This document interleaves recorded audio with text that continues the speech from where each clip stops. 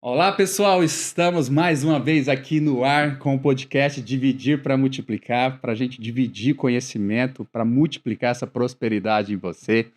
Hoje a gente vai falar de um tema aqui que é um tema praticamente que eu admiro bastante, né? Um tema que, se você encontrar um milionário, um bilionário, um multimilionário, ele sempre tem um pé nesse mercado, que é o mercado imobiliário.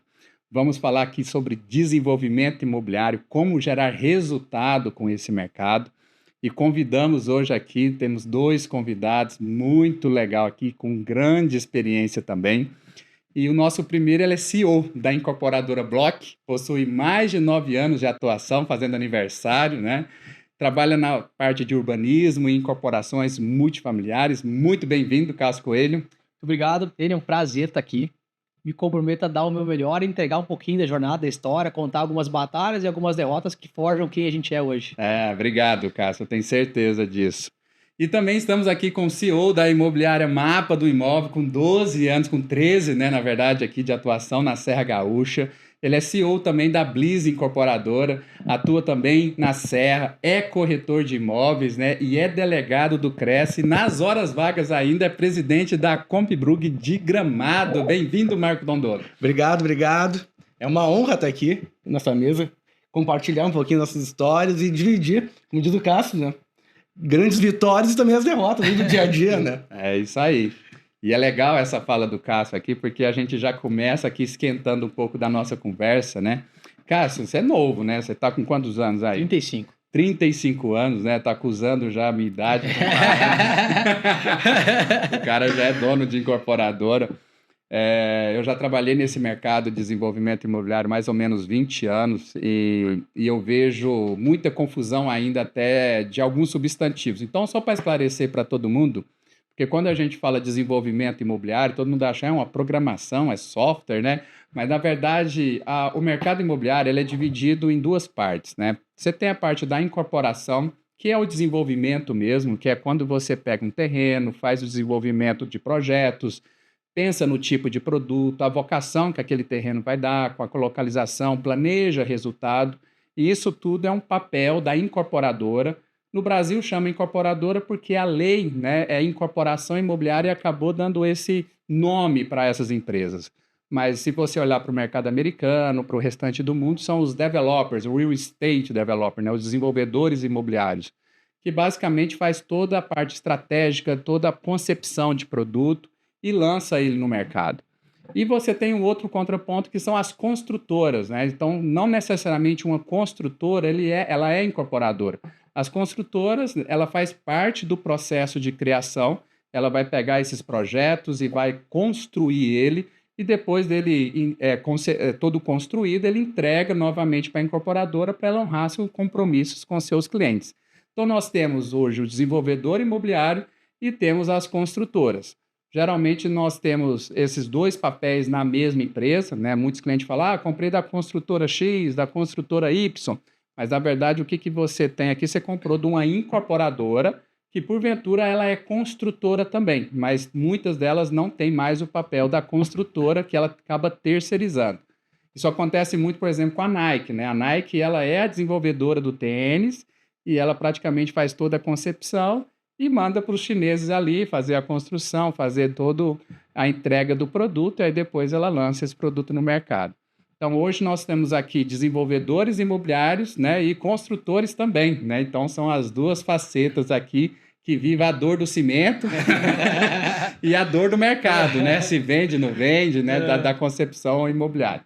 Então, fazendo esse pequeno relato aqui, só para deixar todo mundo na mesma página. Cássio, vamos conversar com você aqui. Em que momento da sua vida você percebeu que o desenvolvimento imobiliário era a sua verdadeira paixão e não apenas uma carreira? Uma pergunta bem boa. Talvez a paixão seja um termo forte para falar como que a gente conecta os sentidos do que a gente faz, né? E quando a gente encontra talvez um pouco do que significa o propósito, a gente busca meios. Talvez eu tenha encontrado no mercado imobiliário o meio de atingir aquilo que é um propósito de vida. Talvez transformar a vida das pessoas. Então, algo que faz muito sentido para mim é que aonde eu passo eu tenho que deixar melhor do que estava. e é ser um agente de transformação dos lugares que eu vou, seja influenciando, seja transformando pessoas em melhores líderes, melhores pessoas. E o meio imobiliário me permitiu isso por ser tão desafiador, e porque para desenvolver o meio imobiliário é uma cadeia gigantesca de pessoas, fornecedores, compras, pessoas, impactos, fatores externos. Então, manter um projeto numa linha é um desafio de longo prazo. A gente pensa hoje num projeto e nós vamos demorar 2 anos para conseguir licenciar ele, 2 anos para construir, para receber mais 8, 9, 10. Então, você está falando de uma vida Os gigante. ciclos são longos, né, no mercado imobiliário. Então, não saber lidar com um longo prazo, não dá para viver o mercado imobiliário. Talvez a minha conexão de paixão e propósito está muito ligada a isso. O mercado imobiliário, para mim, é meio, não é fim. Legal, eu gosto muito dessa fala também, Cássio, porque a gente fala que, eu falo, principalmente para mim, eu falo que eu estou no mercado, eu não sou o mercado. E eu estou no mercado e pode amanhã eu não querer mais esse mercado e posso ir para outro mercado, mas eu sou do meu propósito e da minha identidade. Perfeito. Então a minha identidade é o que me conecta ao bem maior de deixar esse mundo um pouquinho melhor do que eu encontrei. E aí é onde isso tem muita conexão do que você encontrou aí, que é o mercado imobiliário nada mais é do que o meio, né? E pegando essa veia aqui, Tondola, aqui, olha só que pergunta bem reflexiva, né? Como você lida com o peso ou com a responsabilidade, né, de criar espaços que vão praticamente afetar a vida das pessoas por décadas, ou talvez até séculos, né? É uma responsabilidade muito grande, né? Tanto para todo mundo da cadeia, desde a pessoa que projeta, que cria aquela ideia, até o cara que vai executar e pra gente do ponto final da venda, né? Então a responsabilidade é em cada etapa da cadeia da construção. E as pessoas muitas vezes não têm a noção do tamanho desse projeto, né? De tantas pessoas que envolvem, de tudo que se passa por trás propriamente do imóvel pronto, né? É muito fácil pegar a chave, abrir e tu ver o apartamento. Mas tudo que se passou até aquele momento ali é muito trabalho, É muito trabalho, muitas dores de cabeça e muitos dias sem dormir, né, Cássio? Mas a responsabilidade é muito grande, porque realmente isso impacta diretamente. Tu pegar uma família ali, que hoje o imóvel, ele é muito caro, assim, para muitas famílias, assim. E se tem, muitas vezes, um imóvel na vida, acho que a maioria dos brasileiros hoje consegue comprar um imóvel, sequer compra um imóvel na vida, né? Então, a responsabilidade de tu criar aquele imóvel que a pessoa vai passar muitas vezes a sua vida toda, ela é muito grande. Ela é muito grande para quem vende, para quem cria e para quem constrói e executa esse projeto, né? E a gente que mora aqui, nós estamos em Gramado, né? E estamos aqui numa cidade praticamente aqui histórica, né? É uma cidade que tem uma história também. E a skyline, ou seja, toda cidade é desenhada pelo mercado imobiliário. Começa pelo urbanismo, Perfeito. depois você entra com todos os equipamentos ali, né? Seja residenciais, né? Hotéis, enfim, equipamentos comerciais. E você começa a visitar, né, o ciclo imobiliário, né? Hoje tem um restaurante aqui, é o Magnolia. Eu fui lá e a Magnolia tem lá uma casa antiga, né? Perfeito.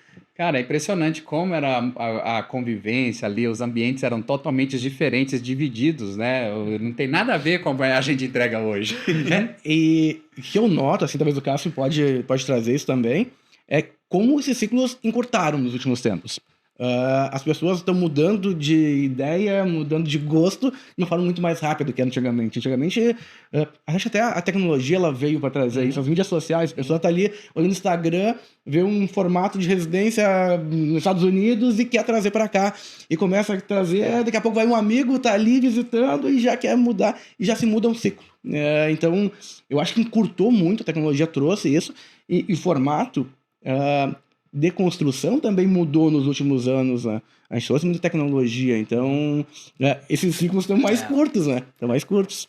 E o consumidor, de alguma forma, nem todo mundo que pode comprar aquele imóvel é para ele. Então, também, talvez esse perfil específico do consumidor para cada tipo de imóvel é fundamental a gente perceber isso hoje. Talvez aí há 10 anos atrás, venda era o que importava. Exato. Hoje é vender com talvez uma sustentabilidade para que o cara, de fato... Porque se todo mundo soubesse o que quer, a vida seria mais fácil para todo mundo. Nem todo consumidor que vai no teu plantão tem certeza e clareza do que ele quer. E porque talvez seja a primeira vez que ele vai comprar um imóvel, o segundo imóvel, o terceiro imóvel, a primeira vez que ele vai ter um imóvel na serra. Então, naquele momento, a gente conseguir entender o cara, entender um pouquinho de comportamento humano, de conseguir extrair dele. Fundamental. Que essencialmente tu quer, para fazer uma venda sinérgica e o cara, de fato, fazer um bom uso, promover isso para as pessoas. Pô, eu moro em Gramado, eu tenho um apartamento em Gramado, eu vivo bem, para que essa cadeia seja beneficiada em várias escalas. Acho que isso é uma coisa também que vai junto na mesma linha de comportamento de consumo. Perfeito, perfeito. A planta, ela muda muito, né? Acho que a gente tem perfil hoje de consumidores, né, do mercado imobiliário, né? Essa geração Y, na verdade, agora que ela está começando a consumir os 30, né? Geralmente é o pessoal que está saindo da casa dos pais, né? Bom, desculpa, que tem que comprar papel higiênico, porque ele não brota no banheiro. Uma coisa incrível. É verdade. Claro, fazer compra, vai ter que cuidar daquilo. Eu lembro quando eu sou do interior de Goiás, né? Eu fui para a capital estudar em Goiânia. Eu lembro quando eu cheguei na capital e olhei o melhor prédio de Goiânia, assim, ele chama Excalibur. E ele é icônico até hoje porque ele tem uma planta de 1.000 metros quadrados, né? Então todo mundo olha para aquilo e tem até piscina, uma piscina por andar, né? Para cada apartamento. Aquilo era o sonho, né? Falando, nossa, eu moro no Excalibur, né? Eu ficava olhando só os carros da garagem, né? E depois, né? Claro, para o momento que eu não lembro, deve ser na década de 80 que o Excalibur foi lançado, e trabalhando no mercado imobiliário de Goiânia, a gente começou a lançar luxos compactos. Porque o que aconteceu? O mercado, né? As famílias diminuíram de tamanho. Então, você tinha a família do Excalibur lá, que de 1.000 metros quadrados, que não aguentava ficar mais do ninho vazio ali, né? Os filhos foram todos embora e ficaram dividindo um apartamento muito grande, mas ao mesmo tempo são pessoas requintadas, são as pessoas que tinham uma certa exigência, mas ele ia para o luxo compacto. Um luxo compacto de 100 metros, de 90 metros, né? De 80 metros, mas que estava bem resolvido ali para ele. E também o tamanho das famílias foram diminuindo. Né? Ou seja, hoje o tamanho da família brasileira é no máximo 3, alguma coisa ali, né?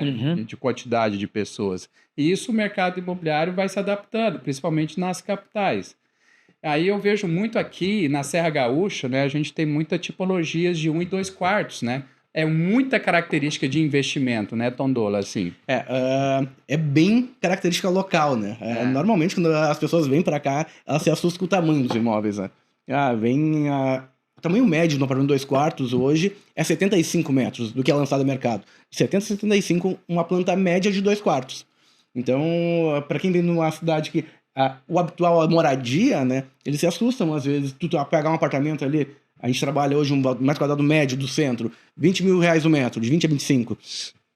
Tu tem um valor agregado, e muitas vezes nossa cidade não tem esse valor de 20 mil reais o metro. E a pessoa se assusta com o valor de 2 quartos, com 75 metros por esse valor. Mas, de fato, a gente tem o luxo agregado aqui.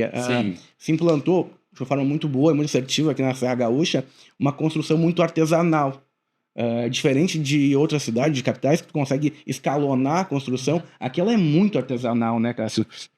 Ela envolve desde da marcenaria ali, que envolve muita madeira, que trabalho manual. Total. Exato. É tudo montado no mínimo detalhe, né? É uma construção realmente manual. Capricho, né? É um capricho. E tu tem que pagar por isso, não adianta. Isso tu vai pagar na construção, caso tu tem que reverter pro valor final. Então, muitas vezes, esse valor agregado que a gente tem aqui é porque a gente tem um produto melhor. Basicamente é isso. A média hoje de lucratividade da construtora em Gramado ou em Porto Alegre é similar, muito próxima. Só que o tipo de produto é diferente. A gente tem um limitador de altura aqui na região de tanto Gramado quanto Canela. A gente tem um clima que ele bate aqui também. Tu tem que ter uma esquadria muito boa. Tu tem que ter muitas vezes um vidro padrão construtivo, tipologia de telhados aparentes. Exato. E tudo isso é gerado um valor de construção, é repassado. Claro. Então tu tem que também passar ao valor final do produto. Gramado é um ponto fora da curva, né? Se você olha nas grandes, né, os grandes mercados imobiliários do Brasil, né? É claro que nós temos a dianteira ali, né, o Balneário Camboriú, né, com 1 metro quadrado aí mais caro do Brasil, né? Depois você tem os grandes centros, o Rio de Janeiro, Copacabana, Leblon, né? Você tem São Paulo também com algumas localizações nesse sentido, mas Gramado, por sua característica interiorana, de serra, etc., consegue ficar na dianteira também de valor agregado. Perfeito. E tu sabe que uma informação, assim, até do mercado imobiliário, assim, nós corretores, por muito tempo, a gente tinha uma síndrome do gatinho que tinha caído da mudança, né? De coitado. A gente achava que Gramado não poderia vender esse tipo de produto. E teve que mudar a mentalidade do corretor para o mercado poder assimilar isso. Um exemplo, quando se falava em casa acima de 5 milhões, era algo surreal. O corretor assustava. ele não mostrava o imóvel. Então, quem bloqueava a venda não era o próprio mercado, era o corretor de imóvel. Ele era escasso, talvez você nem sentia, né, Exato. que podia vender naquele preço. E hoje, tu fala, cifras acima de 10 ali de forma normal. Natural. Ele falava o preço de 10 milhões. É verdade. Mas de alguma forma, o mercado imobiliário também é o benefício da cidade do local. Então, por Perfeito. isso que existem bairros distintos, né? E por isso que a gente vai pegar... E a definição de alto padrão muda com a micro-região. Então, a gente vai pegar o alto padrão de Gramado, é diferente do alto padrão de Igrejinha, que está a 20 quilômetros. E é diferente do alto padrão de São Paulo, que é denso, que é mais... Mas o lugar influencia completamente na compra do terreno e na venda do imóvel, assim. Perfeito. É uma cadeia que se alimenta. Mas uma coisa que tu falou do corredor, que eu acredito muito, assim, né? Quem faz o mercado, quem é o agente de transformação é o corretor. É ele que propaga a informação com força, né? A gente pode fazer qualquer investimento em marketing, mas, cara, quem vai dar peso a isso, a indicação, homem a homem, é o corretor, homem a homem, mulher a mulher, é o corretor que ele transforma. Então, é esse momento de virada de chave, de, poxa, nossa região aqui é a melhor região, vale 10. Quando a gente vai para Camboriú, experimenta um pouquinho, lá, cara, só vê as pessoas, não, aqui vale, que vai valorizar, que assim, é um efeito otimista que segue, independente do momento do mercado, ele segue em movimento, Acho que isso é bem importante, assim. E construiu, né? Balneário Camboriú até a praia teve que ser construída depois, né? Então, ou seja, o mercado imobiliário é muito intangível, não é no cognitivo, né? É a forma que você precisa construir. Mas, Cássio, existe algum projeto que mudou significativamente a forma de ver o mundo ou influenciou a sua filosofia pessoal? Quando você participou, quando você desenvolveu esse projeto, você falou, poxa, a vida não é bem assim, deu uma mudada. Puxa, a pergunta, nunca me fizeram essa pergunta. Eu sou bem introspectivo mesmo. Eu não me recordo de nenhum momento, assim, nenhum empreendimento que tenha mudado a minha percepção. Mas eu me recordo de alguns momentos, algumas camadas que foram acontecendo, onde eu fui formando, cara, o que eu de fato gostaria de fazer.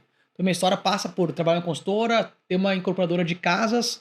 No meio do caminho, eu acho que eu faço uma grande coisa e compro uma fábrica de fabricar paver, que é bloqueio, meio fio. Sim. Assim, no auge da ignorância, né? Não, da coragem, né? Então, Da assim, coragem, né? às vezes a ignorância é uma dádiva. Assim. E aí eu começo a viver aquele mundo do serviço pesado, e aí eu começo a entrar na incorporação do loteamento. Aí eu encontro um espaço ali de agregar o meu serviço, da minha formação de engenharia, para serviço pesado, e aí eu passo, cara, mas eu vou incorporar, eu vou lotear. Sim. Acho que são momentos que vão juntando peças, assim. Mas acho que talvez o momento... eu gosto de fazer coisas distintas. A gente entende o nosso tamanho, entende um pouquinho, a gente pode contribuir, mas a gente vai fazer um loteamento. A gente tem um produto que chama multiparque. Então a gente não chama lote de lote, é espaço, a gente não chama área pública de área pública, área de vivência. Então são gatilhos distintos que vão formando um pouquinho do produto que a gente vai colocar a mão. O multiparque, que é um produto que a gente coloca ali, entre aspas, numa mesma caixa de Alphaville, porém para classe BD, onde eu vou entregar para nível... A intenção é entregar a nível Brasil. Replicando ele tem uma ideia a propósito de criar bairros, como antigamente nós tínhamos. Então, senso de pertencimento. Então, ele é muito menos cognitivo, ele é muito mais sensitivo. Como é que a gente impacta nisso? Associação de moradores, onde eu administro por 2 anos a associação de moradores. Então, eu fico estimulando, ativando. Eu preciso recrutar pessoas líderes, formar líderes e passar o bastão. Ó, a partir de agora, tu, né? E fazer um bairro. Cara, um bairro que é um bairro. Ele se apoia, ele luta por si, ele se cuida, ele tem mais segurança. Então, essa sensação que a gente viveu aqui, cara, Gramado, todas as cidades do Brasil. Então, essa é uma ideia. Ele é aberto? É aberto. É impressionante, assim, porque quando você tem o bairro aberto, né, e o bairro totalmente... Conheci já alguns bairros de moradores aqui em Canela, Gramado também, que você vê, a cidade ela é desenvolvida, mas existe também, né, as suas questões que precisa trabalhar. E é impressionante como dita, né, a forma, quando você tem a primeira casa, a segunda e a terceira, ele dita que jeito com aquele... Porque ninguém vai ficar, rapaz, é igual você quando compra um carro novo e é seu vizinho chegando, ele não vai querer mais aquele, ele quer o melhor. E quando você começa a subir o padrão, todo mundo começa a prosperar. Porque as pessoas começam a criar condições e falar, não, eu preciso construir uma casa melhor que aquela ali. Porque se eu construir meu barraquinho ali, eu vou se sentir acusado. O ambiente influencia no comportamento. É isso. Essa é uma prática perfeita que a gente... Eu sempre tenho que falar, olha, você tem novos ambientes, né? Com novos ambientes você encontra novas pessoas, com novas pessoas você encontra novas ideias, novas ações e novos resultados. Perfeito. Você faz o ciclo. Perfeito, né? Perfeito. E o propósito do seu projeto é esse. Exatamente isso. E você não entendeu, a gente fazendo a sua narrativa, eu entendi perfeitamente qual foi o momento. Foi o bloco que te conectou. Né? O bloco te trouxe, né, como propósito aí. Em algum momento da jornada, eu era quase o único comprador da minha própria fábrica.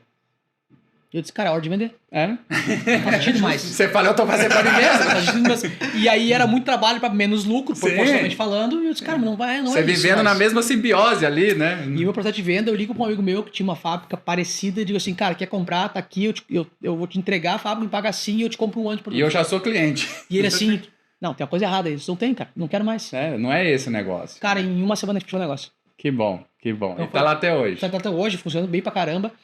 E o outro ponto, quando a gente vai verticalizar, a gente decide vir para Gramado, fazer uma linha de verticalização, tem vários agricultores super bons, cara, o mercado bom pra caramba, maduro, formado, cara, o que eu posso trazer de diferente que seja real, palpável? Então a gente cria uma coleção de prédios, Block Collection, então é uma linha de prédios que se conectam.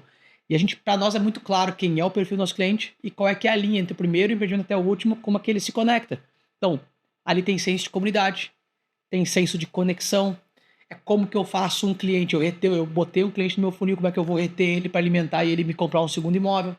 Como meu custo de aquisição vai diminuir ao longo do tempo, porque talvez esse cara compre um ou dois, ou peça por irmão, porque o consumo dele é bom, viver nele é bom. Então tem certo? Eu posso daqui a pouquinho ter um cara comprando 2, 3 imóveis meus, mesmo que seja para alocar. Então, ou seja, de alguma forma, como que eu faço um pouco diferente do que o mercado já está aqui? Porque quem sou eu aqui na fila da padaria para querer mudar o mercado? Não quero mudar o mercado. Eu quero fazer um pouquinho do que ele tem, do que ele me demonstra, algo um pouquinho diferente, um pouquinho melhor, um pouquinho para um caminho diferente. Eu acho que é por aí, assim, minha virada de chave. Não, muito legal. E, Cássio, eu espelho muito no Tondolo, né? Sabe assim, eu modelo ele, né? Porque eu falei, o Tondolo, ele é um cara que vai para Dubai, faz conexão em Nova York, né? O cara é campeão em golfe, campeão em tênis, campeão em tudo, que é praticamente... Eu falei pra ele, para de ficar assim, você fica me acusando, né? Minha esposa vê o Instagram dele e falou, você não faz nada, você só fica deitado nesse sofá aqui, todo dia tá num lugar diferente, né? E ainda, lendo a biografia dele, o cara é dono de imobiliária, dono de incorporador e ainda nas horas vagas ajuda o Cresce ainda e ajuda a comunidade de desenvolvimento de Gramado, né? Perfeito. Mas, Tondolo, eu tenho certeza que você passou, né, nesses momentos aí, desafios também na sua carreira, né? E me fala, né, pra gente até poder te modelar também sobre essa resiliência, superação, com alguns cases que você passou. Eu comecei no mercado muito cedo, né? Eu caí de paraquedas no mercado, pode dizer assim. Eu venho de família humilde e em certo momento fui trabalhar como garçom. É muito legal. Olha só. Eu trabalhei com um amigo nosso aqui, o Manga. Foi meu primeiro emprego. É sério? Você trabalhar com Manga? Não sabia disso. No Bouquet Garni, eu fui copeiro. Eu tinha 13 anos de idade, foi o primeiro emprego. Que é o copeiro o quê? O cara que lavou o copinho lá, pura a tacinha. E fez bobagem. Primeiro dia que fui trabalhar, quebrei umas 10 taças de cristal, assim. Era muito maior do que o extra que me pagavam, né? Então, já fiz bobagem no primeiro dia. E depois fui trabalhando lá, aprendi o formato de... Como era o trabalho de copeiro, propriamente o cara que fazia todo esse backstage do restaurante. E eu tive uma coisa na minha vida que meu pai batia muito. Assim, meu pai, ele não tem estudo, assim, um cara bem humilde, mas ele cobrava da gente uma coisa bem importante, ele cobrava pra minha vida toda. No que tu for fazer, seja o melhor. Então, quando eu comecei de copeiro, eu queria ser o melhor copeiro. E, de forma muito rápida, eu recebi um convite para ser garçom. Ele falou, imagina, 6 meses, assim, eu vou virar garçom agora. E quando eu fui ser garçom, acho que foi um dos poucos garçons de Gramado, fiz curso. Fiquei 6 meses estudando, fui lá, fiz curso de garçom, me dediquei, me preparei. E fui trabalhar num restaurante de garçom, da Borges Medeiros, que é do nosso amigo Irineu Dressel, né? Sério? Irineu. E aí, tô trabalhando de garçom, tanto que eu cheguei lá não tinha 14 anos ainda, eu não tinha carteira assinada. E o Irineu falou, não, pode ficar aqui, eu me responsabilizo, vai... E logo depois, mês depois, consegui fazer os 14, fiz a carteira de trabalho, e aí foi efetivado, assim, mas eu já fazia extra e comecei a trabalhar antes. Como eu sou de família muito humilde, eu não sabia nem que era imobiliária, né? Que era imobiliária, não tinha noção nenhuma. E aí, o Irineu era dono, ele é dono ainda da Escala Imóveis, acho que uma das principais empresas do mercado imobiliário aqui de Gramado. E eu vi a galera chegar sempre bem arrumadinha, né? Sempre bem arrumadinha e tal. E um dia ele falou, Marco, tu tem um perfil para corretor. Eu falei, o que é corretor? Corretor, comecei a estudar. Nunca comprou uma casa? Não. Aí o destino foi muito querido comigo, assim. Logo depois, minha irmã começa a namorar um cara. E o cara é o quê? Corretor de imóvel. E pronto. Eu me criei no bairro chamado Dutra, aqui de Gramado. Na época era um bairro bem humilde, assim. E eu lembro que ele chegou com... Era um Audi A3, assim, na época, era um carro zero. Chegou numa assim, nave. Parou o bairro, né? Parou o bairro. Eu falei, putz, esse negócio de corretor é interessante, né? O pessoal já pensou, o Tondô tá mexendo com droga. E aí eu fui pesquisar um pouco mais. E realmente me deu um estalo naquele momento. Falei, olha, não se tem muita oportunidade quando tu vem de uma família humilde. E quando se tem, tu tem que agarrar com as duas mãos, os teus pés, você agarra e te puxa pra cima, né? Sim. Então eu vi uma oportunidade ali na corretagem realmente de mudar a minha vida. E graças a Deus foi uma escolha muito certa, assim. A corretagem, ela mudou minha vida. Eu falo pra todo mundo por isso com muita alegria que tudo que eu tenho hoje é a corretagem que me proporcionou. Sim. O mercado imobiliário, ele foi muito grato comigo, assim, me botou no momento muito certo. Eu entrei bem pertinho ali, peguei a crise de 2008 ali acontecendo. Você pegou a Dilma meio... O mercado terrível. Então, mas aquilo foi muito importante, porque quando o mercado ele tá turbulento, ele gera muita oportunidade. Hoje tá um mercado turbulento, então tem muita oportunidade acontecendo aí. Quem é inteligente consegue ver as oportunidades, sai muito à frente mesmo. E naquele momento ali comecei a ver as pessoas trabalhando, tive prazer de trabalhar com grandes profissionais nesse período ali e aprendi muita coisa. Muita coisa. Então aquilo me moldou, me mostrou um caminho muito legal e fui me agarrando. E aí acasos do destino foram surgindo, fui me agarrando as oportunidades que surgiram. E há 13 anos atrás consegui comprar a imobiliária. Eu era gerente da imobiliária ali. A Mapa, você comprou ela? Comprei ela. Ela tinha 1 ano de vida. Eu era o gerente na época. E aí, por uma casualidade, a antiga proprietária se formou em direito, queria operar no mercado de direito. E surgiu a oportunidade de acabar comprando um peitaço naquele momento também. Novamente. Exato. E aí fui estudar de novo, né? Voltei a entender o mercado, entender oportunidades, como todo momento conturbado. Agora era gestão, agora. Né? Exatamente. Aí a gente foi se preparar para aquele momento. Não entendia nada de gestão, nunca tive uma base. Aí tive bons amigos no caminho que foram me ajudando, me auxiliando, me dando dicas e volto ali no caminho, né? Estudar, entender como que é e fazer diferente, né? Então, as coisas aconteceram... Graças a Deus, muito bem. E hoje aqui estamos, né? Parabéns. E você só conseguiu porque você desafiou seus medos. Você peitou, né? Na verdade. Exato. E hoje eu vejo o Tondolo, ele viaja com os patrão dele, né? Ou seja, os ex-patrão, né? Os ex-patrão. É muito legal, né? O Manga é nosso cliente hoje. Sim, o cara pega, tá na mesma classe executiva ali, ó. Ele olha pro lado, tá lá o Manga. Oi! Eu sou o garçom. Muito bacana. Muito bacana a história. Ô, Cássio, e para entrar no mercado imobiliário, né, existe um mito ou verdade, né, e eu gostaria que você desvendasse aqui para a gente também, que você tem que ter bastante recurso, né, tem que ser milionário para você começar a fazer desenvolvimento imobiliário, para poder começar, né, você comprar os primeiros terrenos, iniciar um projeto. Mito ou verdade? Dá para fazer sem dinheiro? É verdade, absoluta para quem não sabe. Justo. O fato é o seguinte, cara, em qualquer mercado, se tu tem recurso, talvez o teu caminho seja um pouquinho mais fácil. Mas o que diferencia de quem faz e não faz é o conhecimento e o movimento, né? Às vezes vale muito mais o conhecimento raso com muita ação do que muito conhecimento sentado na cadeira. Então, assim, eu comecei sozinho, com a ajuda de ninguém, com muita cultura, com muita educação dos pais, com estudo, mas sozinho. E hoje eu atuo no mercado imobiliário de forma consistente e comecei com nada. Mas foram várias construções, foi uma boa jornada. Então, de fato, não precisa. Hoje, muito mais do que antes, existem muitos meios de viabilizar empreendimentos, compras, vendas, construções que a gente não tinha. Financiamentos, né? Tipos de financiamentos, tipos de fundings, privados, não privados, de crowdfunding, Então, tem uma diversidade gigante, e não só para quem é grande, né? Quem tá começando. Sim. Então, a gente tem vários influencers aí no Instagram que ensinam como tu, cara, do zero começar a fazer um empreendimento, como fazer uma casa para vender e ter uma margem, lucro. Poxa, certamente a tua história também passa por isso, né? Perfeito. É que eu sempre aconselho, né? Quando chega alguém na imobiliária, quero ser incorporador. Sim. começa incorporando, começa construindo uma casa. Pra te entender o que tu tá te metendo. Começa por aí, né? Você lidar com o pedreiro, com o gesseiro, com o pintor. Porque... O Cássio lembrou o dia de amanhã já. Peguei os pepinos de segunda que estão hoje ainda. É isso aí. E é fato que as pessoas tendem a ver o lado bom da coisa sempre, né? Ao fazer a matemática, se eu vou lá e invisto 1 milhão para construir uma casa, vou cobrar 2, vou ganhar 100%, é lindo. É. Nesse processo todo, tem muita coisa que surge no meio. Nossa. Muitos imprevistos, a matemática da incorporação, eu brinco, às vezes ela não é tão exata como parece, né? No papel tudo fica bonito. Então, tens que começar devagar, né? Não adianta tu querer começar numa obra gigantesca, que às vezes tu vai entender que não é por aí. Tu tem que entender o processo todo, né, Cássio? Acho que passa muito por isso hoje. Talvez uma das coisas que eu mais gosto de falar através do mercado é matemática financeira, assim.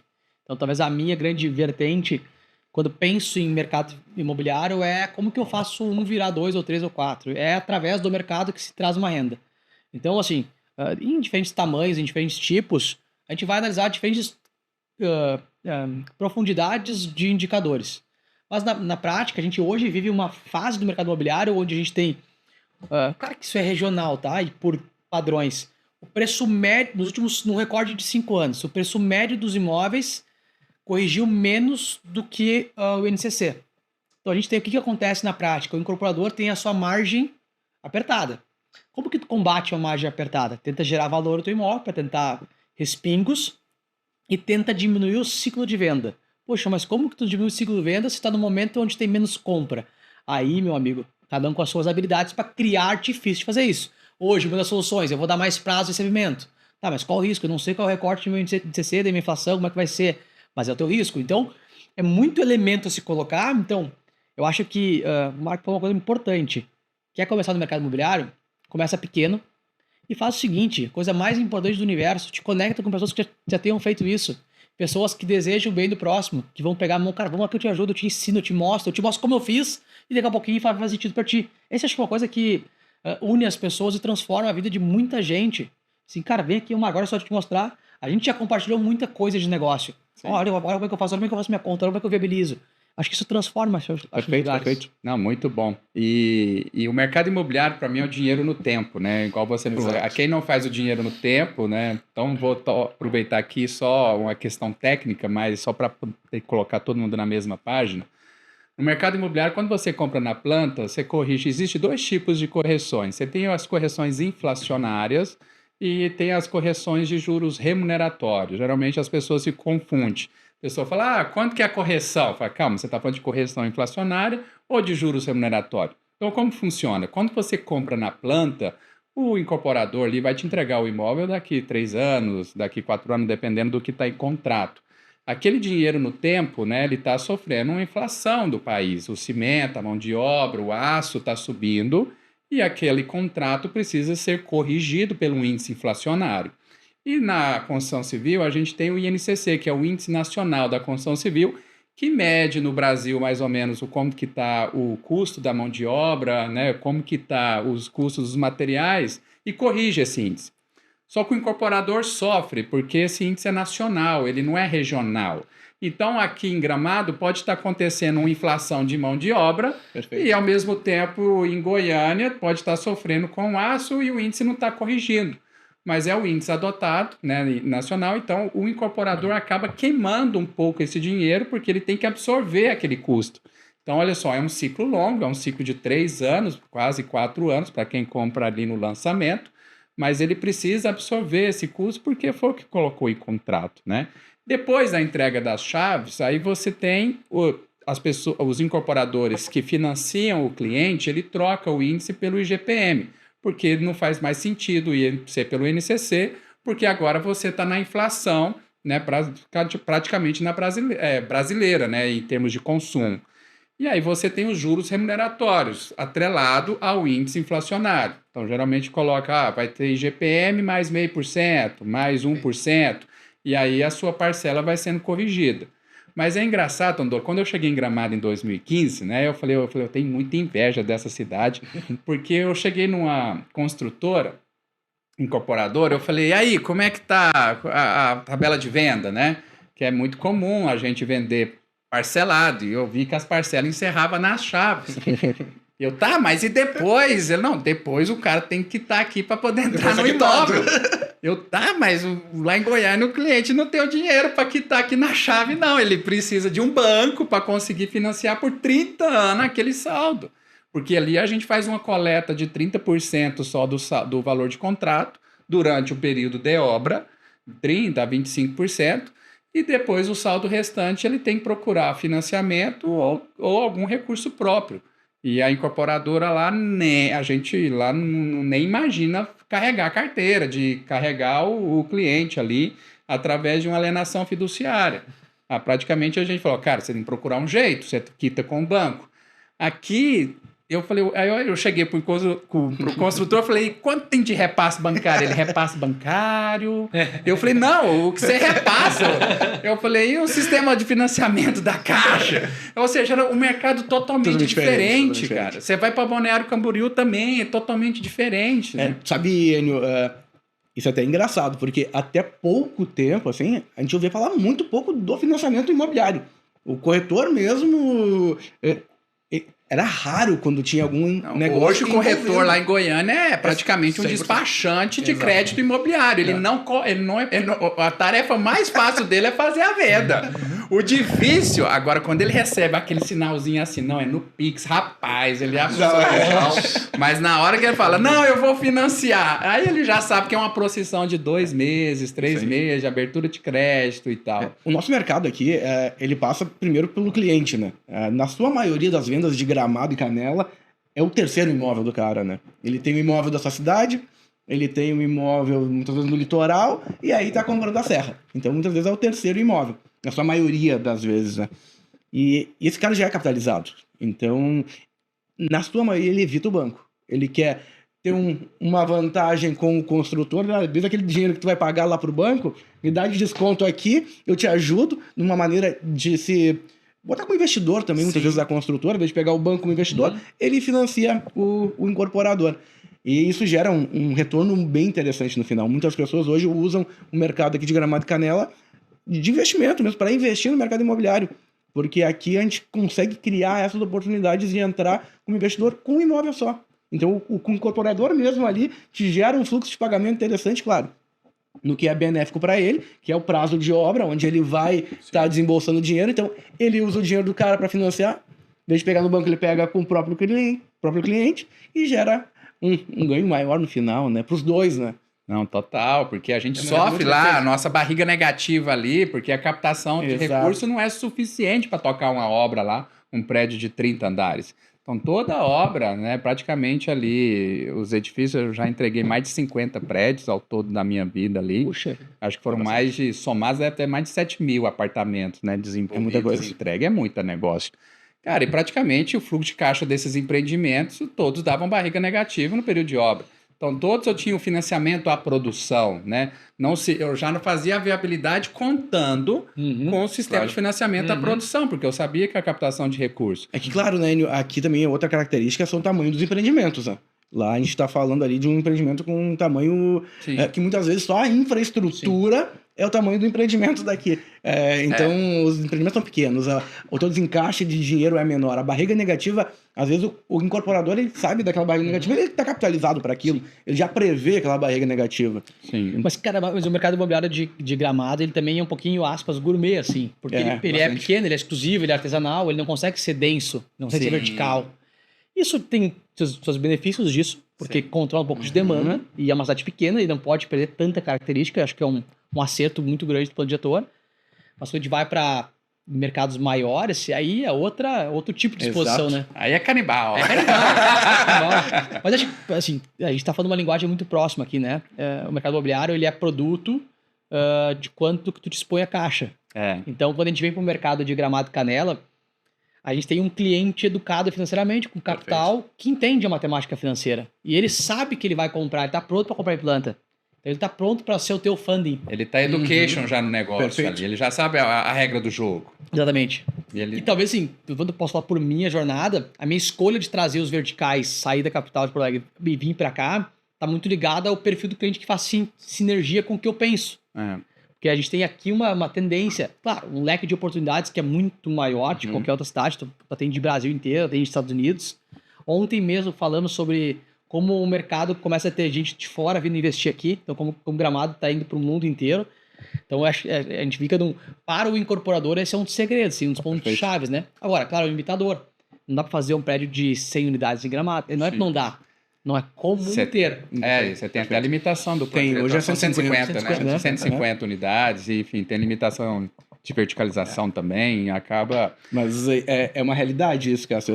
E a gente, aquilo que tu falou ali, ponderando das pessoas de fora do país também vindo, Gramado tá chamando a atenção. Era uma situação nova para a cidade. A gente sempre teve esse mercado de fora, mas muito, muito pequena a participação dele. E agora, nos últimos tempos, assim, a gente nota muita gente... Estados Unidos, agora está com um cliente da Bélgica, Emirados Árabes, enfim, de tudo. Alocando recursos. E muitas vezes buscando como a cidade de moradia. Então, o Gramado, ele tem esse aspecto, né, para quem busca um pouco de segurança, quem busca essa conexão com o meio ambiente. Eu brinco que a gente é interior, né? É uma cidade de 40 mil habitantes. Então que recebe quase 9 milhões de turistas. É muita coisa. É muita. Deixando o Rio de Janeiro, tá olhando o retrovisor, Gramado tá ali, ó. E isso é uma coisa que é encantadora para Gramado. E gira muito dinheiro. Então 9 milhões de pessoas derramando dinheiro aqui. Souber aproveitar as oportunidades aqui, tu consegue pegar um mercado muito exclusivo. O mercado, assim, eu vivi muito o mercado de Goiânia, né? Dentro dos 20 anos que eu tenho aqui, praticamente eu fiquei 15 anos ali vivendo o mercado de Goiânia, né? O mercado de Goiânia é um mercado, assim, muito competitivo. Se eu fosse abrir incorporadora, seria o último lugar que eu iria abrir em Goiânia. E é um case no Brasil, né? Então, Goiânia, não sei se vocês conhecem Goiânia, mas eu vou em Balneário, legal, bacana. Cara, mas os prédios de Goiânia não ficam longe. Cara. É muito case, assim... Praticamente eu dei uma afastada do mercado, mas eu sempre estou com o pé lá. Todo lançamento eu acompanho. E agora o que está quente lá são os compactos, né? Cara, apartamentos de 40, 60 metros, porque Goiânia começou a virar também um pool ali da medicina. Então, todo mundo ali vai... Centro estético, eu falo, poxa, o que tem de centro estético? Cirurgias, plásticas, enfim. Muita gente vai para Goiânia e precisa de Airbnb, precisa de lugares para poder ficar. Então, investidores estão muito nisso. Tem muito centro para estudantes também, student living, para poder o pessoal estudar ali, fazer a faculdade, fazer os cursinhos também. Então, tem demandas também, o agronegócio movimenta muito dinheiro. Aí a turma agora resolveu voltar a piscina para a varanda. Eu falei, cara, quando eu cheguei, eu dei assim, na pandemia... teve um incorporador que, inclusive, trabalhei muito tempo com ele, eu admiro ele bastante. Ele foi lá e, pum, jogou a piscina de volta na varanda. O Excalibur, de 1.000 metros quadrados, tá lá. Agora ele pegou um apartamento de 200 metros quadrados, com piscina na varanda. Eu falei, gente, e agora a piscina já vem pronta, né? Tá barbada. Tá barbada, já vai ali, coloca toda de vidro, sabe? Nossa. Fica lindo. Cara, então Goiânia é um mercado que eu sempre tô de olho nele, porque é um mercado muito competitivo e a competitividade traz isso. Se tu fosse pegar, eu sei que é uma pergunta meio genérica, tá? Mas o alto padrão de Goiânia, qual é o preço médio? Pois é, isso que o pessoal fica triste, sabe? Porque você mora muito bem em Goiânia, comprando a 12 mil reais o metro quadrado. Hoje 12 mil reais aqui na região é de um bairro normal, bairro residencial normal. Eu acabei de comprar um apartamento lá em Goiânia, né? Eu continuo com o pé lá, eu continuo fazendo investimento lá. Praticamente eu falo que é o Central Park de Goiânia, chama o Areião. Um apartamento voltado totalmente para o Areião, né? Com vista para o Areião, sem prédio nenhum na minha frente ali. Um apartamentozinho de quantos metros? 110 metros quadrados. Comprei por 730. É muito barato. É muito barato. Então, ou seja, Goiânia é uma capital barata ainda, né? O metro quadrado está agora ajustando, porque os preços da pandemia, os custos de construção não se adaptaram bastante. Então, o incorporador sofreu muito. Ele está sofrendo ainda. Eu acho até liquidar esse estoque que se tinha ainda total, vai ser ruim precificar ainda, assim. Eu acho que eu dei uma lida essa semana. A gente está no movimento de queima de estoque. Perfeito, então, eu vejo isso. Então, assim, nós temos alguns indicadores, talvez, que a gente vai viver uma nova curva. Claro que a gente aqui, olhando para o governo /política, assim, economia /política, a gente precisa ter de alguns elementos que nos levem a acreditar que a gente A Selic baixando é um grande elemento, perfeito. Mas o que faz a Selic baixar é uma série de fatores. Mas a gente está aqui queimando estoque, menos lançamento, a demanda segue precisando morar, segue precisando investir.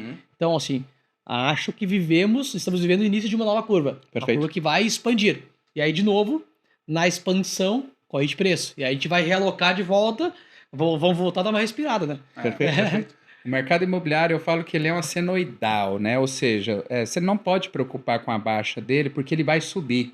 Eu tinha um meu ex-chefe, né, que é uma das grandes incorporadoras lá de Goiânia, São Paulo. Ele tinha 2 estratégias que eu gostava dele. Praticamente ele tinha um pé em Goiânia, mas quando Goiânia estava na baixa, a gente sempre tinha um pé em São Paulo. Então, se Goiânia estava ruim, a gente ia para o interior de São Paulo e entregamos lá mais de 30 prédios em São Paulo. Tanto na capital e principalmente nos interiores, né, de São Paulo, que são bem ricos ali. E quando Goiânia voltava, aí a gente voltava com tudo em Goiânia. A gente falava que nós éramos muito bom, né, de ressaca do que de carnaval. Então, quando tá o carnaval acontecendo, tá todo mundo querendo virar incorporador, tá todo mundo querendo surfar essa onda. E você tem que estar preparado para ressaca. Na ressaca é que você cresce. Eu acho que Gramado vive esse momento, assim, chegou muita gente nova no mercado de incorporação, né, Cássio? Tu acompanha o mercado há muito tempo, e gente que realmente é o segundo trabalho, né? Não é muitas vezes o primeiro. Ele entra como investidor, não como incorporador no mercado. Pegando aquelas ondas boas de mercado, ele aporta para investir, não para incorporar. E é uma diferença bem grande. Muito grande, né? Muito grande, né? Na empresa, no atendimento, no cliente, no pós, né? Até porque muitas vezes aquele cara não vai estar ali no ano que vem. Não vai poder contar com ele. Aquilo ali era um hobby, né? Um lazer. Exato. Ele vira, faz um prédiozinho, depois ele vai fazer outra coisa. E, cara, e assim, a grama do vizinho sempre é mais verde, né? Pra quem não faz conta. Então, olham pra Gramado e dizem, Gramado é só lançar que vai embora. Então é só a prova, demora pra provar é rapidinho. Cara, então tem uma jornada, cara, e como dificuldade em qualquer lugar que tem, ela tem as suas peculiaridades. Perfeito. Gramado e Canela, né? Eu sempre digo, as 2 cidades. A gente é interior. Não adianta a gente tratar Gramado como... Claro, pelo volume de pessoas, sim, dá pra assim, entender que é uma grande cidade, mas o que de fato tem 40 mil habitantes é interior. E o poder público trata como interior, as pessoas tratam como interior, e o mercado também. Então, a peculiaridade... Tu antes falou uma coisa interessante, sim, como exemplo da jornada entre Goiânia e São Paulo. E eu sempre acreditei nisso. Ciclos imobiliários, tá? Isso é dado. E como que, assim, no meu negócio, a Block vive isso, né? A gente tem diferentes produtos para diferentes lugares, diferentes pessoas. Então, eu posso ter uma crise no Brasil, mas eu tenho uma microeconomia de uma cidade pulsando e vivendo. Aquela cidade produzindo, aquela cidade enriquecendo. Então, a gente, de alguma forma, essa diversificação com responsabilidade e conseguindo ter foco, ela permite que a gente viva momentos diferentes. Acho que esse é um ponto chave, assim, né? Muito. De grandes incorporadoras que jornaram na vida e crescimento, elas não foram feitas só em um lugar. A pulverização regional, ela é muito importante, né? Você pega alguns cases no Brasil. Eu lembro que na época praticamente essa incorporadora era parceira Cyrela, né? Era porque hoje a Cyrela comprou ela. Boa. Mas praticamente a minha escola foi a Cyrela. Foram 2 incorporadoras. A minha escola foi a Cyrela e a Elbor, né? A Elbor é uma das maiores de São Paulo também. E a Cyrela, a gente tinha alguns projetos, algumas SPEs, né, de terrenos em conjunto, então praticamente ficava lá em São Paulo bebendo essa água limpa deles ali de conhecimento. E era impressionante, né? São incorporadores, né? Do Eli Horn, praticamente um advogado, né? Se desafiando a incorporador, um dos maiores, é o maior, eu acredito, né? Do Brasil, do Brasil. E ela fazendo as suas parcerias regionais com muita sabedoria. Ou seja, eu não vou para Porto Alegre sendo Cyrela, eu vou com a Goldstein, né? Isso aí. Ou seja, eu não vou para Goiânia sendo Cyrela, eu vou lá com a EBM. Então, ou seja, ela começa a fazer as parcerias regionais, porque cada região tem sua característica. Perfeito. Né? E apanha pra caramba aquele que consegue, que vai querer ir sozinho. Eu vi em Goiânia muitos incorporadores tentando ir sozinho, a gente só assistia. Olha, vai dar ruim isso aqui, o cara não está aqui no dia a dia, não está sentindo o preço, né? E eu acho que você assiste muito isso aqui em Gramado, né, Tondolo? Sim, o mercado é aquilo que eu falei, ele tem muitas peculiaridades. O mercado, basicamente, de hoje, na sua maioria, é de veraneio, né? É inverneio, né? É inverneio, né? Tem o veranista e o invernista, né? E as pessoas que buscam ser terceiro imóvel, eles não têm tanto apego como o cara que tem o seu imóvel de moradia. Então é um imóvel que ele tende a trocar de forma mais fácil, tende a vender de forma mais fácil, replicar esse dinheiro, então ele aquece o mercado muito Tem mais transação, né? Exatamente. E aí tem as características, né? Hoje ele quer o quê? Uma condição direta com a construtora, ele quer algumas situações que o mercado de grandes cidades não propiciam a ele, né? E claro, a nossa liquidez é muito grande aqui, né? Gramado, se tu pegar o último censo, ele tem 37 mil habitantes, agora no último 40 e pouquinho. Aham. Então teve um aumento. A gente estava falando essa semana sobre as cidades que estão diminuindo aqui no redor. A maioria estão diminuindo. E Gramado está crescendo. E eu vejo, assim, de forma muito clara, que nos próximos 10 anos aí a gente tende a bater os 50 mil habitantes. Tem muita gente vindo morar para cá. Tem muito emprego sendo gerado. Exato. E falta moradia para moradores. Essa é uma grande discussão hoje do governo, assim, dentro das duas cidades, tanto Gramado quanto Canela. Sim. É alocar as pessoas, porque Gramado hoje ele emprega todo o eixo ao redor da cidade, emprega Igrejinha, Taquara, Nova Petrópolis, São Francisco de Paula. Ele precisa de pessoas aqui. Claro, é um grande desafio, acho que eu vejo hoje, da incorporação, porque passa pela incorporação esse produto também, é tu enquadrar um produto que caiba no preço dessa turma, né?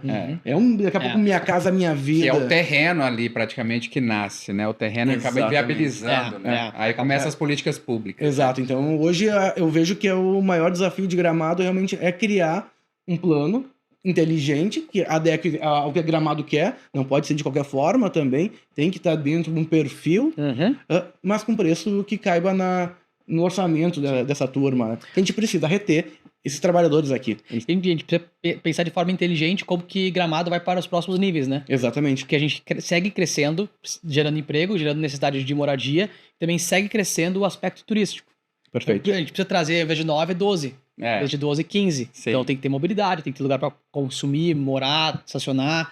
Então isso aqui é um desafio, cara, que depende do órgão público, que assim, eu vivo várias prefeituras, todo mundo vive aqui em licenciamentos e empreendimentos, e posso dizer que assim, nós temos aqui culturalmente, cara, governos que entendem o que é Gramado. Perfeito. Entendem essa cultura que eu preciso promover. Mas é um desafio gigantesco, porque quem é que tem a resposta de qual é a melhor forma de crescer, de gerar demanda, organizado e continuar crescendo? É complicado. Difícil. E mantendo a essência, mantendo Exato. essa característica interiorana, sem perder a característica do que trouxe Gramado até agora. Mas eu acho que passa assim, eu acho que o sucesso de Gramado nunca vai parar de crescer. Mas eu digo assim, levar ela a próximos níveis passa em como que Gramado vai conseguir lidar com mobilidade, soluções de moradia para público menor e como que a gente vai viver esse turismo crescendo, né? Porque se Gramado ficar com essa mesma infraestrutura, em algum momento talvez se inviabilize. Sim. Perfeito. Tem um planejamento de mobilidade, até às vezes não viram, assim, Sim. aconselho você tá à frente, a buscar isso. É muito legal. E levaria Gramado realmente, Cássio, para um nível muito à frente do que se tem no Brasil. O que é o grande problema? É conseguir executar isso, né? Você tem diversos problemas que se vão discussões, políticas públicas. Exatamente. Mas já tem esse plano. Legal. Esse plano de mobilidade já era para ter sido startado. Mas passa por diversos fatores hoje conseguir startar ele. E realmente, quando ele foi colocado em prática, Gramado muda de cenário. Hoje é sabido de todos, a gente tem um transporte público na cidade carente. Muito. Tem bairros que não são atendidos por transporte público. Eu moro, por exemplo, aqui em Canela, num condomínio que não tem como. Exato. A funcionária tem que ter carro. Exato. Porque A maioria dos senão não condomínios chega, hoje Então, tem diversas coisas que tem que ser trabalhado, né? E executado. E até provavelmente turista, né? Não se pode hoje, num dia de grande movimento, ter esse fluxo de veículos. Tem que ter uma solução. A gente tem diversas cidades no mundo aí que pensaram... Falta aeroporto. Exato. Recebe 8 bilhões e não tem aeroporto, meu Deus, né? É louco, Isso é muito louco, né? E até o nosso próprio aeroporto aqui de Canela, ele É um aeroporto precário. executivo, né? Um aeroporto executivo que praticamente não pode decolar à noite porque o balizador não tá ligado. Enfim, tem um monte de política pública aí. Tudo tá andando, né? Tem o aeroporto de Vila Oliva andando, tudo andando. Claro, falta entregar, né? Então, Vai acontecer. Mas também esse é o efeito colateral de um crescimento alto e Exato, rápido. é muito rápido, né? E assim, A Gramado tem 56 anos, algo assim. Isso. Então é uma cidade muito nova, né? Quando a gente vai comparar com a Europa, que tem soluções de mobilidade, fala, cara, eles têm 1000 anos a mais que nós. Né? Um pouquinho. Um pouquinho mais de cultura, eles estão falando de cultura também, né? Exato. De como que isso acontece, então... Mas eu gosto muito de conhecer a cidade andando, né? Eu moro em Canela, né? O Tondolo toda hora nos corrige aqui, porque tem Canela também, né? A gente fala muito de Gramado, mas Canela, eu sou canelense, então tem que defender aqui, ó. E Canela também tem essa característica. Então, todo dia eu corro 5 quilômetros e eu escolho um bairro diferente para poder andar aqui em Canela, né? Legal. Cara, e eu vejo muitos bairros promissores aqui, né? Bairros ainda que estão no processo de desenvolvimento. A topografia de Canela é incrível. Ela é melhor, inclusive. Melhor. É uma Tem cidade terrenos maiores, mais planos, mais fácil de fazer desenvolvimento, sem grandes custos, né? Então, Canela tem muito ainda para crescer. Todo sentido. Mas vai muito também, assim, dessa solução de mobilidade. Chega em Canela programado, basicamente, né? A grande Mas tem uma estradinha, já tá pronto. Já tá pronta? Já pode Você usar. pega ela ali em Taquara. Isso, tu sai aqui perto da Jolimon, acesso aqui. Então é uma via... Quando a Hortência estiver toda pode acessar por engarrafada ali ali, já. você vem. Né? Mas a gente vê, assim, as duas cidades hoje estão pulsantes. É nítido. É só tu caminhar na rua, tanto de Gramado quanto Canela, tu vê a quantidade de empreendimentos que estão saindo e estão por sair, né? Então, tudo isso gera uma receita para o município, injeta dinheiro e, com certeza, eu acho que a gente, graças a Deus, é um dos fatores que a gente está aqui, uma cidade linda, maravilhosa, é as gestões públicas, né? A gente tem boas gestões públicas aí na história, tenho certeza que a população vai continuar escolhendo boas gestões aí que vai levar a gente para um nível diferente, né? A cidade tem muito. Mas muito bom, Cássio. Voltando aqui um pouquinho das nossas habilidades aqui para poder incorporar, para poder entrar, a gente falou de recurso financeiro, praticamente aí você deu um mito, né? Realmente você precisa ter conhecimento, ter habilidades para isso. E você deu uma primeira habilidade ali que é praticamente econômico, a matemática financeira, para poder entender ali o dinheiro no tempo, etc. Quais outras habilidades você acredita que tem que ter para poder incorporar, para poder entrar nesse mercado de... Qualquer líder, ele precisa de um coeficiente emocional desenvolvido, assim. Então, tem uma premissa para mim, assim, uma frase que eu ecoo. A gente, às vezes, é produto da velocidade com que a gente aprende quem nós somos, reconhecemos o que a gente não sabe fazer bem e acabamos... dispostos a esse autoconhecimento. Então, quando a gente se torna líder e dono de uma empresa, CEO, representante, as nossas fraquezas aparecem no nosso negócio.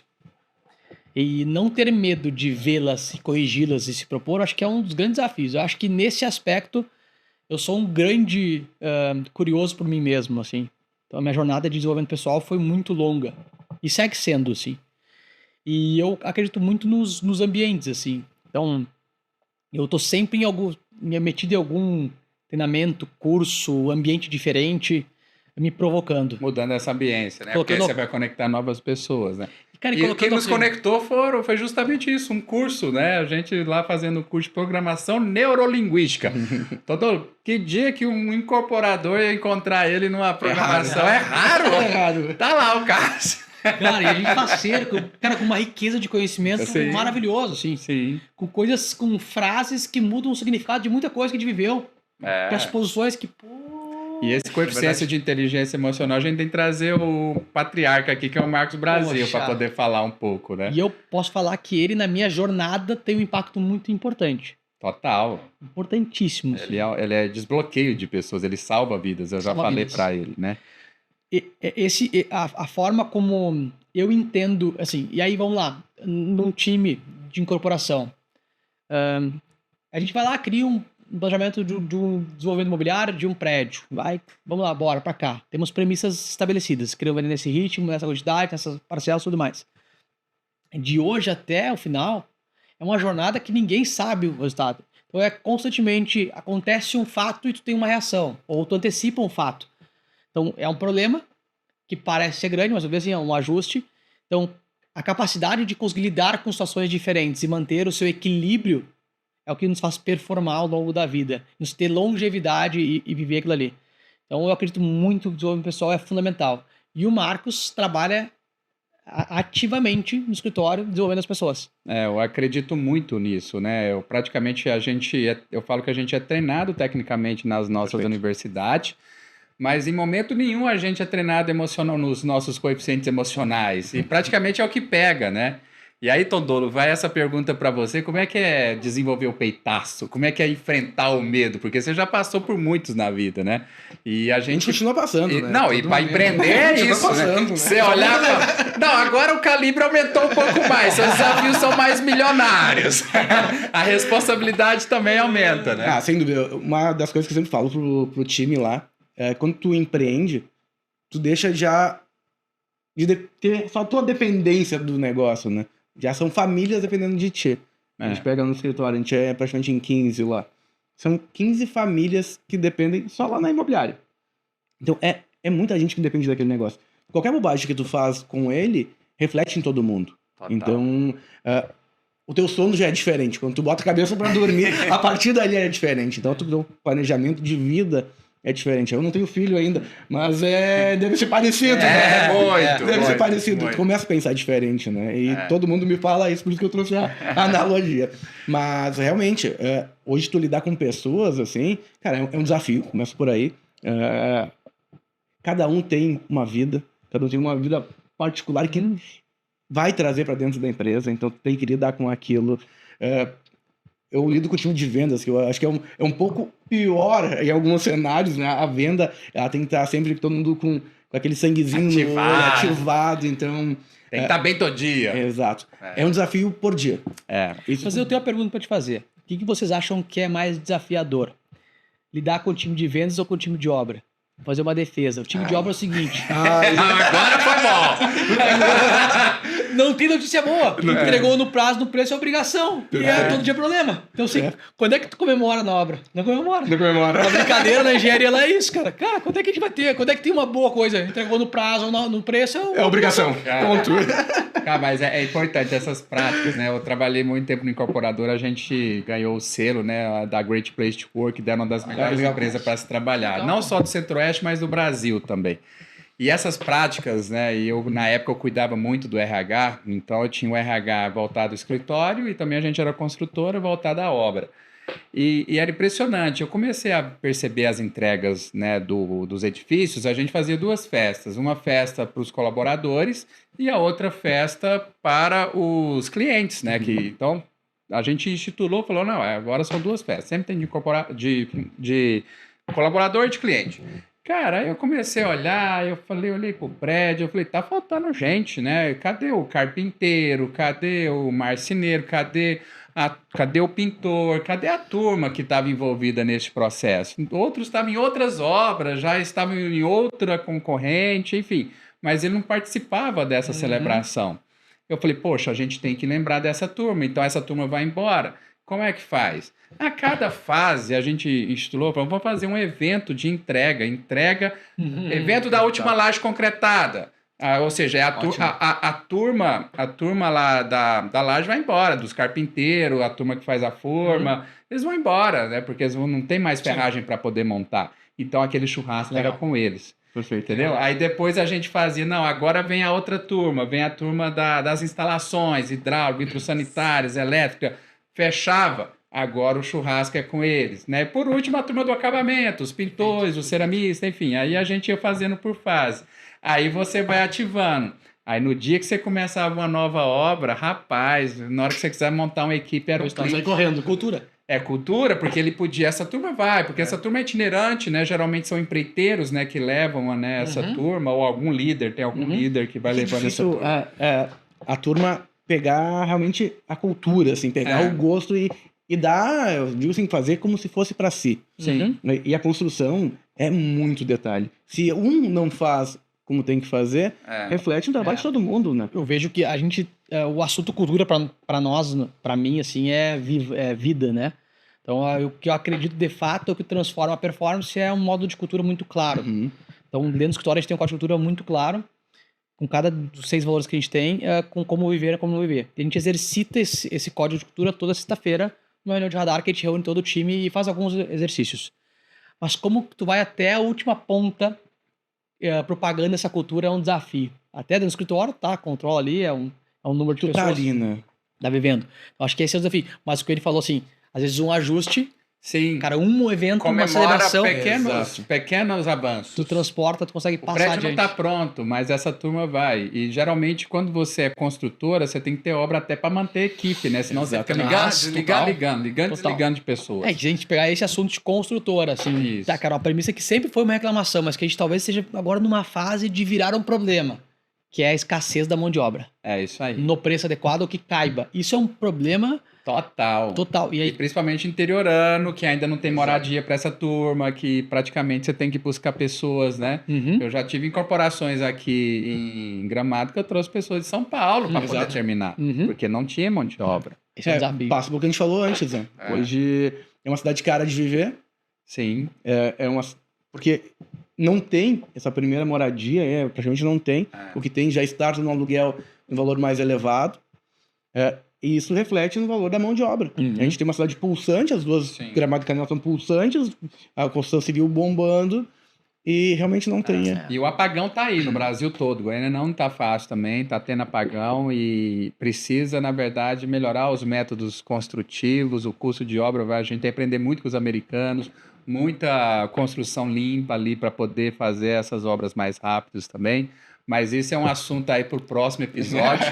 Turma, se a gente tivesse no Jô Soares, né, varia aquela famosa, mas já acabou, né?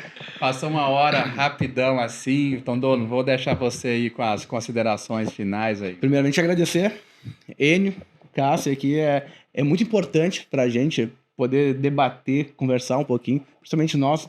Eu falo corretor porque realmente eu represento uma classe, né? Claro. Sou delegado, cresci. Joga a carteirinha aí, Exato, ó. Sou aqui. corretor. E a gente mesmo, assim, todos os corretores, a gente tem que estar mais exposto. A gente falei com o Enio antes, é muito legal a gente poder vir aqui explicar um pouquinho como é a nossa dinâmica de cidade, dinâmica de trabalho. Então, realmente quero agradecer de coração aí e pelos ensinamentos, que foi uma aula estar com vocês aqui O hoje. pessoal vai aprender bastante, né, Legal. conosco aí, né, Cássio? Obrigado pela oportunidade de aprender mais do que compartilhar as minhas coisas. Eu acredito muito no mercado colaborativo, assim, na sinergia e na troca. Eu acredito muito fielmente nisso. Acredito que a gente vai ver uma tendência muito maior aqui nos próximos anos de a gente colaborar muito mais do que impor, assim. A gente, vem cá, Marco, como é que a gente pode ir juntos aqui? E acho que esse momento, ele é muito grande, assim, grandioso. Para mim, ter a oportunidade de vir aqui, falar, contar um pouquinho e escutar. Ou então, uma peça incrível no mercado imobiliário, de muito impacto a nível Brasil. Então, certamente, caberia um podcast nosso te entrevistando. É verdade, Eu fiquei pensando... Eu ficaria à vontade. Eu fiquei pensando se eu perguntava ou não perguntava. Eu quase mandei um WhatsApp. Será que eu posso perguntar? Claro, fica à vontade. Depois Acho a gente faz uma troca de cadeira aqui. Mas, cara, então, Tá. muito obrigado, assim, pelo convite. Assim, muito feliz. Assim, o Marco é uma figura muito representativa para mim, do que eu entendo do mercado imobiliário de Gramado, por essas multifacetas dele e da facilidade que ele tem em aderir e migrar em qualquer ambiente com qualquer tipo de diálogo. Isso é uma capacidade. E de ti, cara, eu falei antes nos bastidores aqui o quanto que eu te admiro, que eu te encontrei e disse, cara, que sinergia, que alinhamento que a gente tem, como a gente pensa da vida e dos negócios. Obrigado. O Tondolo veio da chão da fábrica ali, ele isso aí. pega bem, ele conversa desde o copeiro ali, né, até o cara lá, bilionário que tá da Suíça comprando aqui em Gramado, né. Mas muito legal, turma. Bom, a gente está chegando ao fim e eu gosto muito desse podcast, Cássio e Tondolo, porque ele foi criado praticamente para a gente poder dividir esse conhecimento. E ele foi criado em cima de um princípio que eu sempre olho, nunca revelei isso aqui em nenhum episódio, né? Ele foi praticamente que quando você tem um rio de sabedoria de você, que na verdade Deus coloca esse rio de saber. E você, como Tondolo, você também foi aprendendo, e esse conhecimento ele está retido, né? E você precisa transbordar ele. E se você faz uma analogia com peixe, você pode olhar que peixe grande, ele não entra em canal raso e nem em canal estreito. Ele sente a pressão daquele canal e aquele canal vai estar dizer para ele, olha, você não tem placa lá falando proibido entrar peixe grande, porque ele já identifica aquilo. Se você faz analogia com a sabedoria, o seu rio, as suas águas de conhecimento transbordando, quanto mais transbordo, que é a linha que você falou do compartilhamento ali, por isso que a gente dividir para multiplicar, porque na hora que você divide, na hora que você compartilha e você aumenta esse canal de fluidez, o peixe grande ele vem, ele é natural nesse sentido.